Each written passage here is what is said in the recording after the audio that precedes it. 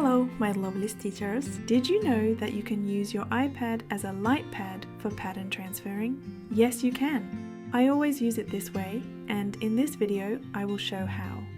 iOS has a guided access settings. This hidden feature lets you turn off the touchscreen on any iPhone or iPad. It is disabled by default. So first, open the Settings app on your iPad, tap Accessibility, and scroll near the end of the list to select Guided Access. Turn it on and you're ready to start.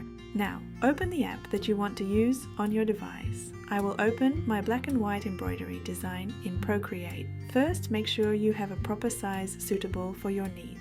Then, to lock your iPad to only use that app, press the power button 3 times in a row, the top right button. That will open a small menu. Choose Guided Access, tap the Options button, and disable touch entirely. Finally, add a passcode and you're good to go. Try tapping on your screen and nothing will happen. Your app will keep running in the background with anything you already started. Guided Access automatically disables notifications, incoming calls, and the control center, so the only thing visible will be the currently open app.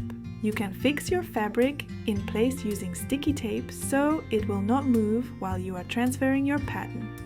I like to use Pilot Friction Heating Erasable Gel Pen. It disappears on heating from the iron or hair dryer, and I don't need to wash my embroidery. You can find the link to my favorite tools and materials in the video description below. I also left links to my free articles on Patreon about other methods for pattern transferring you may like. Make sure you read them and let me know your opinion.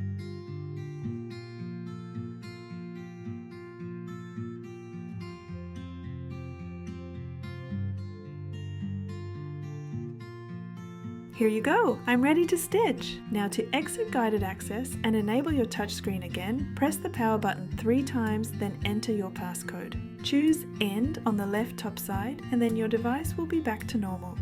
I hope you liked this tutorial and it was useful for you. If you tried this method, please let me know in the comments below. Also, please let me know what is your favorite method for pattern transferring. Let's discuss it. Don't forget to like this video, subscribe to my channel, and hit the notification bell so you don't miss out my upcoming embroidery videos. If you enjoy watching this, please watch those videos too, and I'll see you in the next one. Happy stitching!